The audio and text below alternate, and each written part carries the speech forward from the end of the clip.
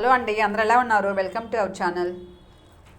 ఇప్పుడు మహిళల కోసమే ప్రత్యేకించి రాశి ఫలితాలు అనేది నేను చెప్పబోతున్నానండి.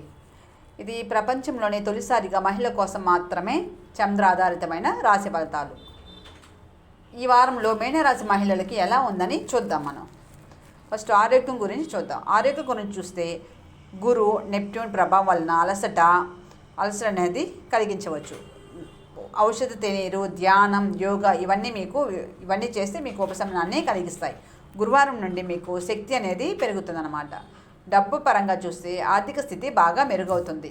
కళ, విద్య, ఆధ్యాత్మికం ద్వారా ఆదాయం అనేది వస్తుంది. విలాస ఖర్చులని కొంచెం తగ్గించుకోవాలి. అంటే అధిక ఖర్చులు ఉంటాయి కదా, అవన్నీ కూడా మీరు తగ్గించి చూసుకొని చేసుకోవాలన్నమాట. మహిళా భాగస్వామి లాభాదాయక ఆలోచనలన్నీ మీకు అందిస్తారు. కుటుంబ విషయం చూస్తే తల్లి లేదా మహిళా పెద్దవారు ప్రేరణను ఇస్తారు. పిల్లల చదువు, కళ సంబంధిత మార్గదర్శనాన్ని మీకు కోరుతారన్నమాట. కుటుంబం శాంతి బాధ్యతలతో చల్లగా ఉంటుందన్నమాట. స్నేహితుల పరంగా చూస్తే స్నేహితులు మీ కరుణని గౌరవిస్తారు. మహిళా స్నేహితురాలు ఆధ్యాత్మిక లేదా కళా ప్రాజెక్ట్ని మీకు ఆహ్వానిస్తారన్నమాట. సమూహ సమావేశాలు ఆనందాన్ని కలగజేస్తాయి. వ్యాపారం విషయం చూస్తే వ్యాపారం అభివృద్ధి బాగా చెందుతుంది. మహిళా భాగస్వామి ధైర్యమైన ఆలోచనలు మీకు అందిస్తారు. కళ, చికిత్స, విద్య పరంగా విజయవంతమవుతుంది. పని గురించి చూస్తే మహిళా అధికారి మిమ్మల్ని పరీక్షించవచ్చు. శాంతంగా స్పందించాలి దానికి. శుక్రవారం మీరు ప్రశంసలు అనేది పొందుతారన్నమాట.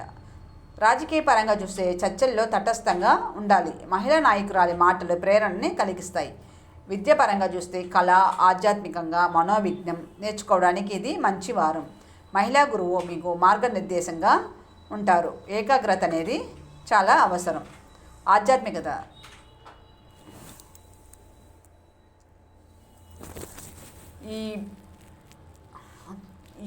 ఆధ్యాత్మికతలో భక్తి, కరుణం అనేది ఫలదాయకంగా ఉంటుంది.